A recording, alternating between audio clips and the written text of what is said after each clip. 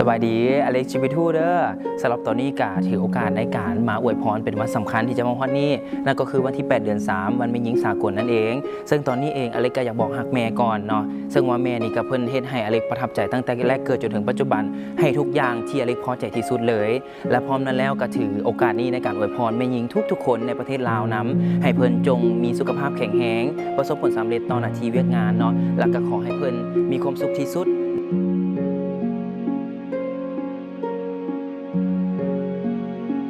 และเนื่องในโอกาสวันแม่ยิ่งและวันแม่ที่ก้าวเข้ามาฮอดนี้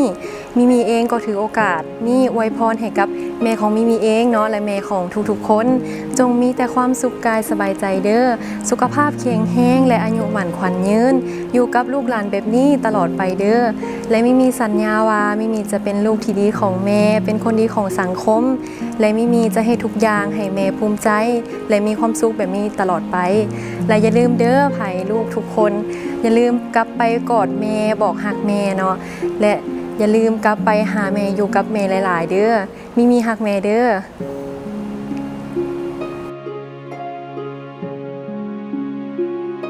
สำหรับมิมี่เองแม่เป็นผู้ให้กำเนิดตั้งแต่น้อยจนฮอดใหญ่แม่ฮักลูกเท่ากันหมดทุกคนแม่สอนให้ลูกเป็นคนดีถึงว่าเพิ่นจะให้เฮาในยามบางครั้งในยามที่เฮาดื้อแต่เฮาก็ฮู้ว่าเพิ่นฮักเฮาและหวังดีต่อเฮาเสมอเนื่องในวันแม่หญิงสากลที่จะมาถึงนี้มิมี่ขออวยพรให้แม่ของมิมี่และแม่ของทุกๆคนจงมีสุขภาพแข็งแรงเป็นโฮมโพโฮมไซให้แก่ลูกๆตลอดไปที่ผ่านมาถ้าว่ามิมี่ได้ล่วงเกินอันใดด้วยวาจาหรือว่าเหตุผิดพลาดอันใด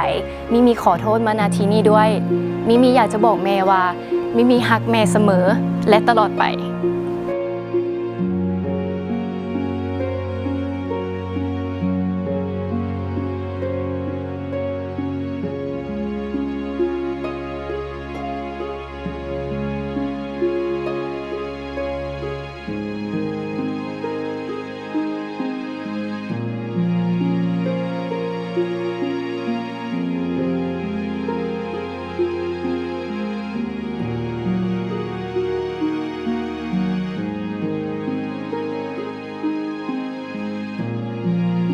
คำว่าแม่ยิ่งใหญ่เสมอ